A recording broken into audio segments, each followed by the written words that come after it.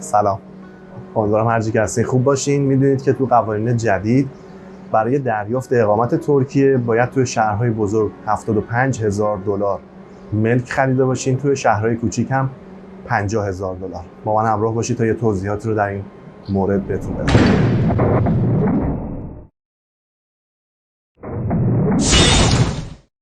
قبلا اینجوری بودش که شما میتونستین با اجاره یک ملک به راحتی اقامت یک ساله ترکیه رو دریافت کنید. مشکلات اقتصادی ترکیه به نظر من به حدی رسیده، بدهی‌های خارجی ترکیه، که دولت ترکیه قبل از رفتن خودش، چون میدونید که سال 2023 انتخابات جدید ریاست جمهوری ترکیه هست و به احتمال زیاد اردوغان کنار میره و شخص دیگه ای میاد.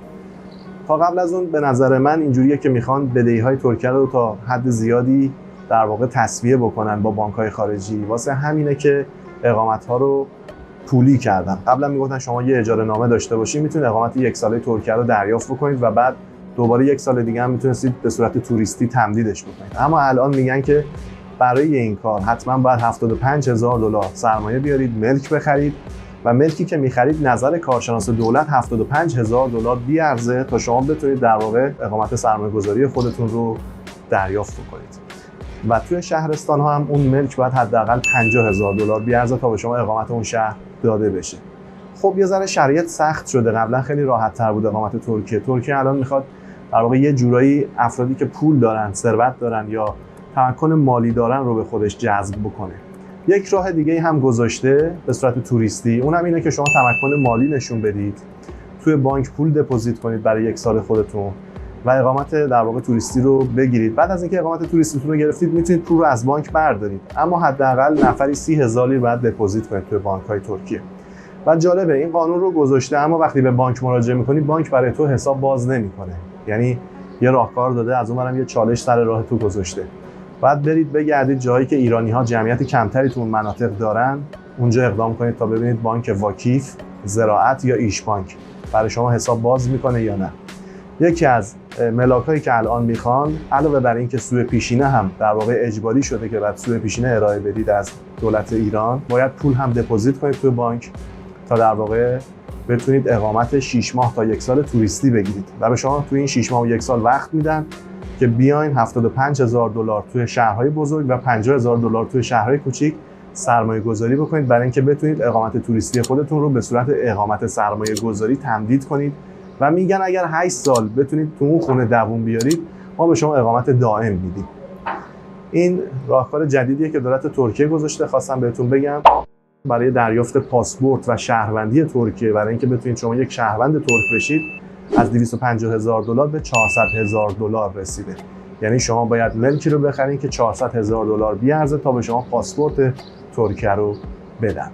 و توی بانک هم اگر خواستین سرمایه گذاری کنید که به نظر من بهترین گزینه هست، شما هر وقتی بخواید میتونید از بانک پولتون رو پس بگیرید، مگر اینکه جنگی بشه، اتفاق غیر مترقبه بیفته که پول شما رو به موقع ندن.